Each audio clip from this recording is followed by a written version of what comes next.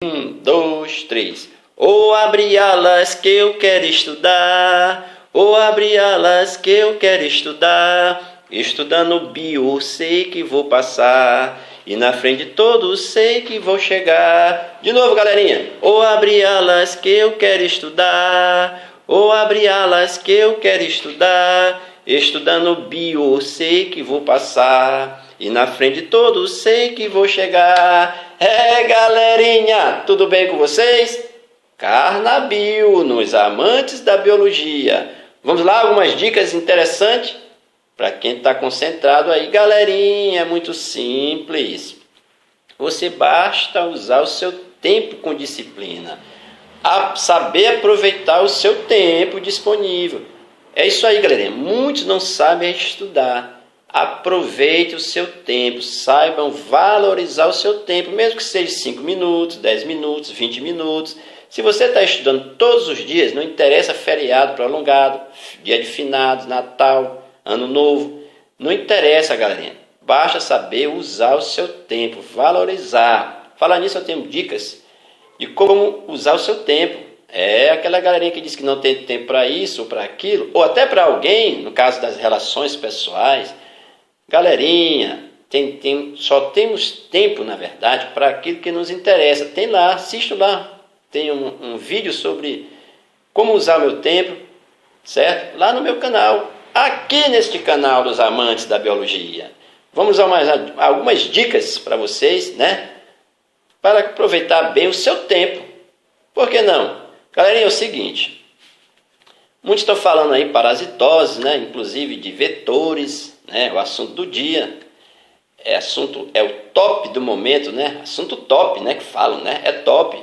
Muito bem, galerinha. E quando você fala em vetores, tem um mosquito famoso aí, né?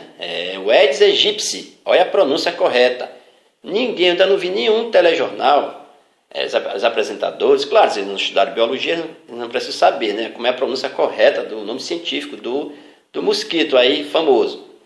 É o Aedes aegypti. E eles pronunciam Aedes aegypti, Aedes aegypti, de toda forma, mas nunca a forma correta. Aedes aegypti. O piti, lá da espécie, tem som de psi. Então tá aí, o famoso, o nosso artista do momento, o top do momento, que transmite aí, vetor nesse caso, transmite um micro-organismo, que é o vírus.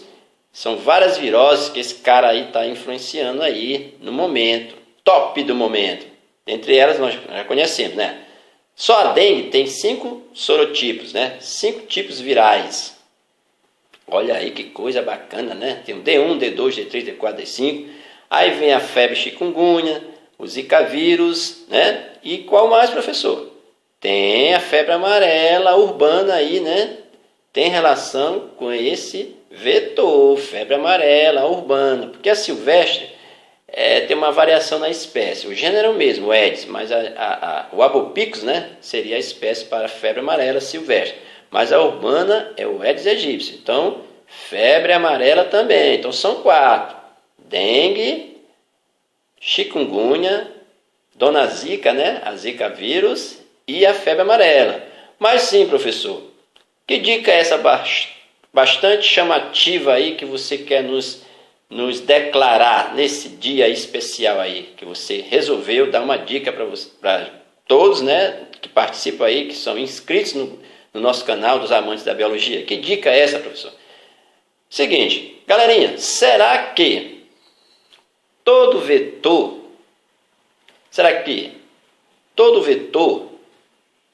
não, vamos formular melhor a pergunta.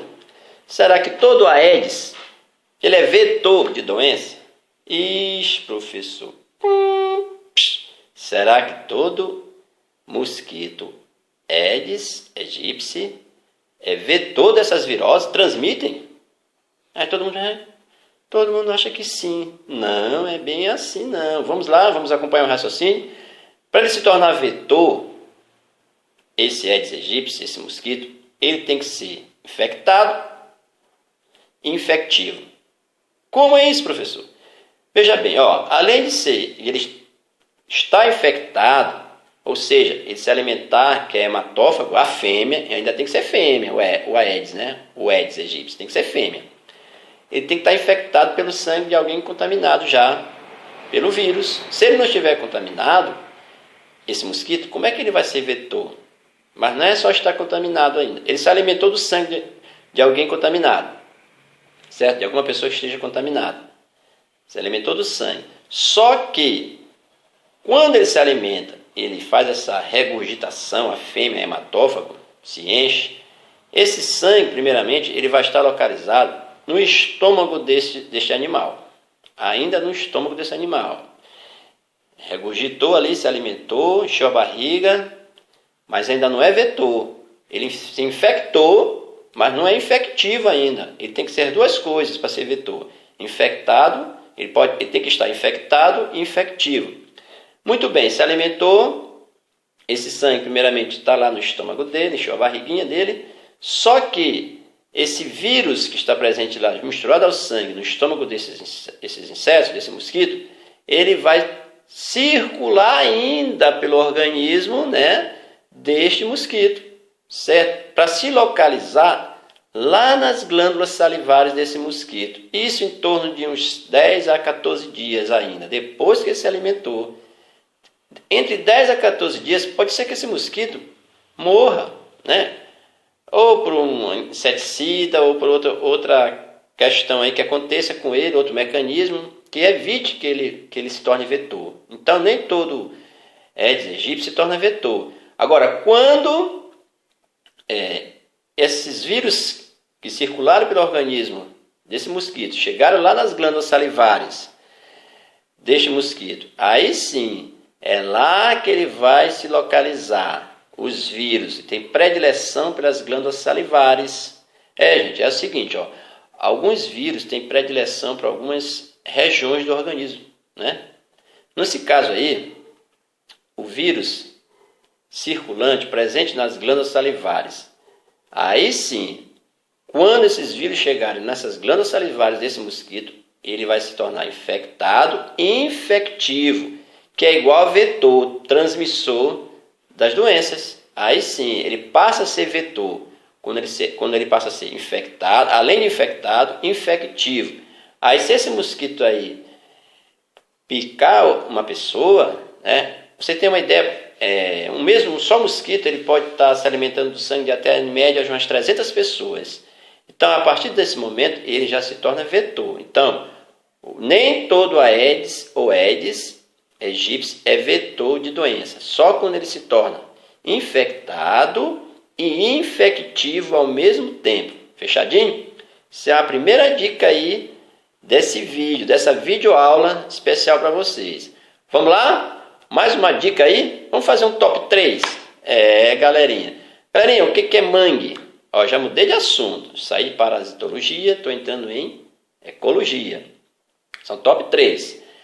Mangue é aquela condição, está bem aqui no nosso Pai dos Burros. Galera, é o seguinte, não esqueçam de ser alunos competitivos. Como é que se torna um aluno competitivo? Quando você usa livro didático.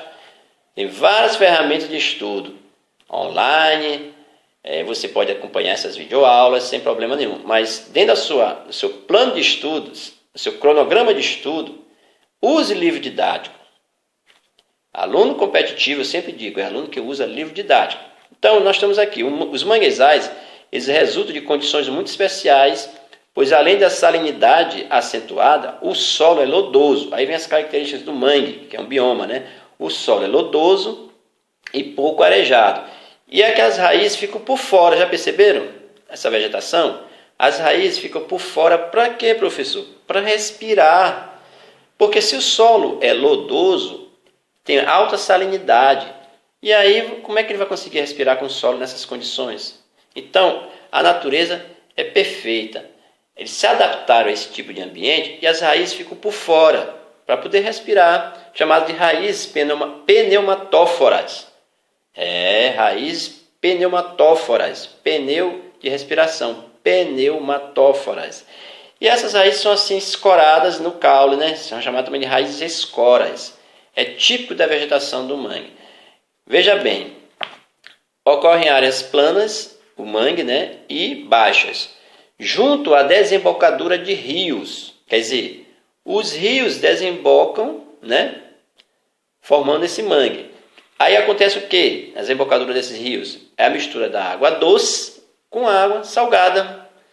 Aí, galerinha, é um verdadeiro, a importância que tem o mangue, é um verdadeiro berçário, rico em espécies. As espécies procuram esse mangue, na verdade, uma boa parte delas, as espécies marinhas, para abrigo e reprodução, porque é um ambiente rico em alimentação para eles também, certo? Olha, vocês têm que, quando estudar bioma, gente, é uma dica que eu dou para vocês. Sempre procure saber, quando vocês forem estudar bioma, a fauna e a flora específica, bem como a geografia daquele bioma.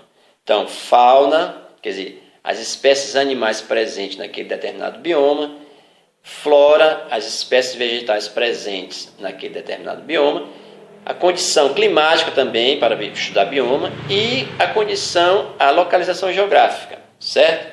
Aqui onde eu moro, no Nordeste, o Maranhão é o segundo, se eu não me engano, o segundo maior mangue do Nordeste. Primeiro, se eu não me engano, também é o Ceará. Então fique atento para essas dicas de bioma. Vamos lá. Então, o que a gente pode encontrar nesse bioma específico é o mangue? Plantas adaptadas aos manguezais, né? Diferentes espécies de plantas. Destaca-se também o mangue vermelho. Um dos mangues principais é o mangue vermelho e o mangue siriúba. Os animais que ali habitam, nós temos algumas espécies de moluscos, né? Certo? Os caranguejos, o guaiamu, olha lá a espécie de caranguejo. Isso é importante para vestibular. O guaiamu, né? E o aratu. E tem um mamífero chamado guaxinim. Galerinha, que se alimenta desses caranguejos. Olha a importância que tem o mangue para esses mamíferos. O guaxinim se alimenta desses caranguejos. O que acontece? O mangue, ele está passando por uma problemática ambiental muito séria com essas atividades do homem aí, para a construção de rodovias. Aí vem o aterramento, eles aterram o mangue, rodovias e construções civis. Aí é impactante para muitas espécies, principalmente de peixes que sobrevivem daquele ambiente, né, direto ou indiretamente, e as atividades pesqueiras. O próprio homem tirando, né, a atividade dele mesmo.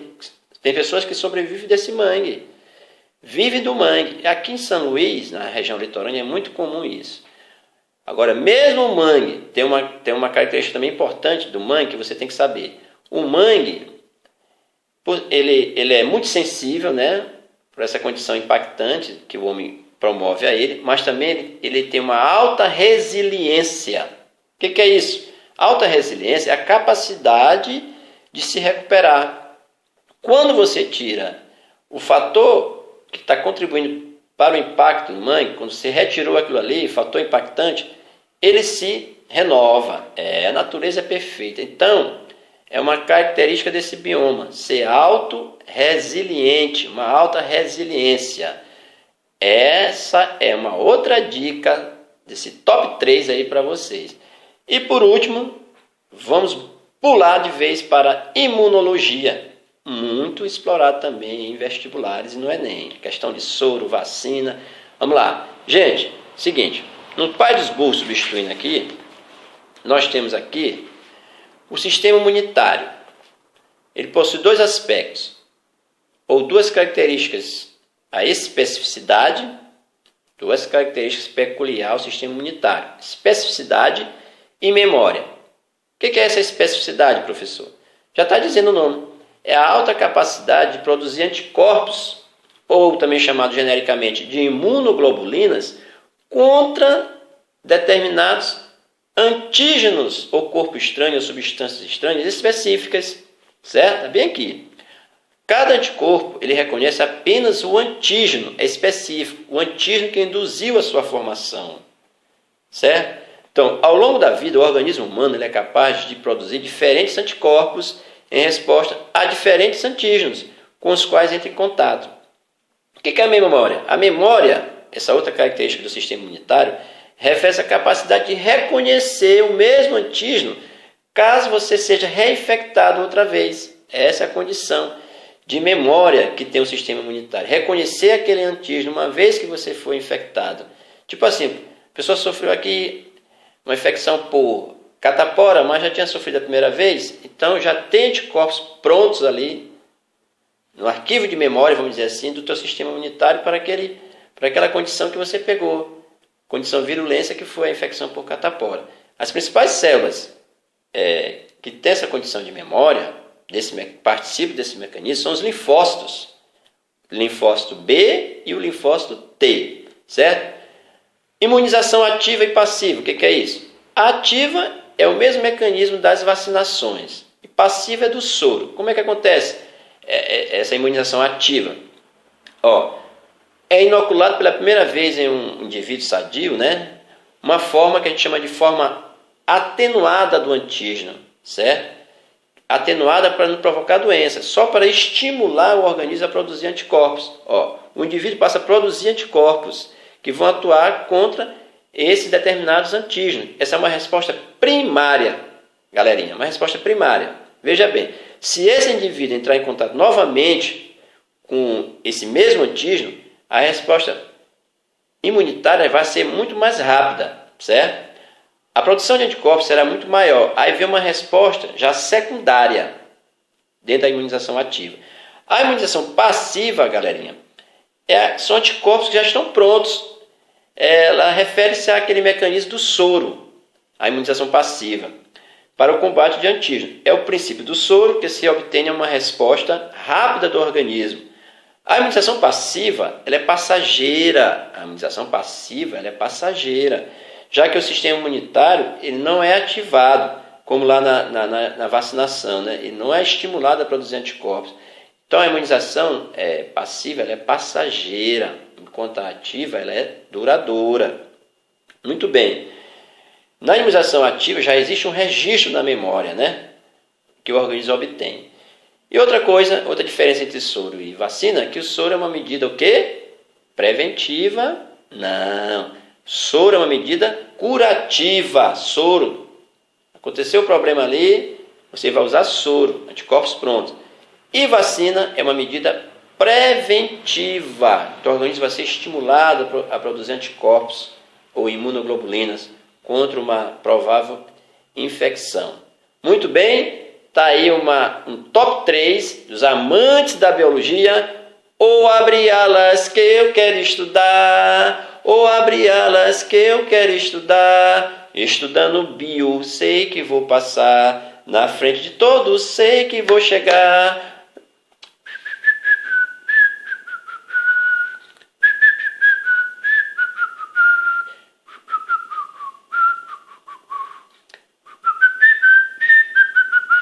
Abraços, galerinha!